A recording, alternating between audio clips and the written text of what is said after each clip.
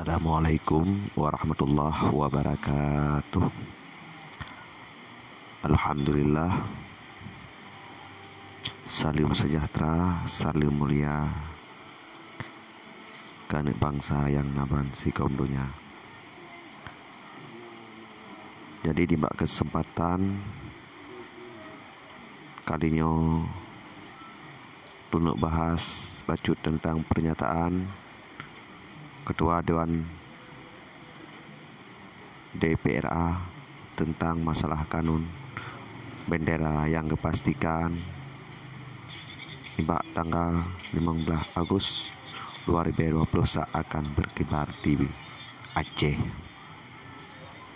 Yang kemenangan yang kepaparkan di Ketua Dewan. Yang jadi pertanyaan,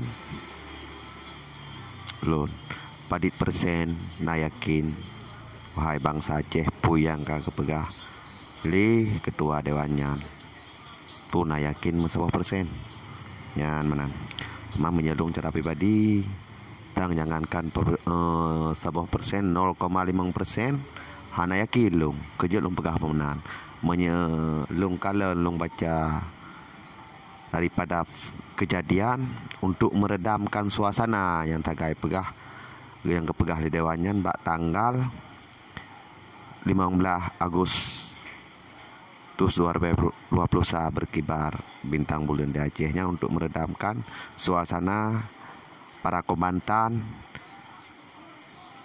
di bak acara Desember berosa nyan misi tang menyelung kalen karena nyan bertepatan berselang beberapa hari padit urol kejadian milad pernyataan daripada Dewan DPRA nyan menan. Jadi pandangan long nyan hanya untuk meredamkan suasana, untuk pukul tiban apakah untuk pelicin suasana yang tengah panah di bumi di Aceh tentang kanun bendera Aceh. Kanun bendera tentang pengesahan bendera buntang bulian.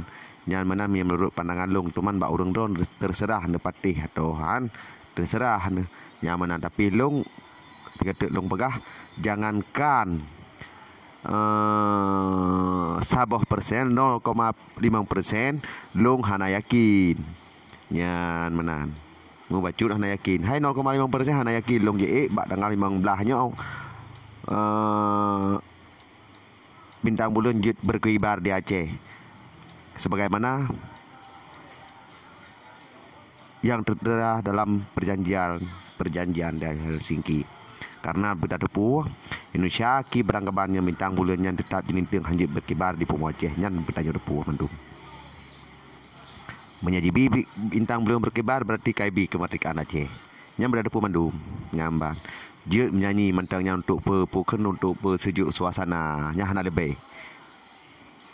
Karena pukul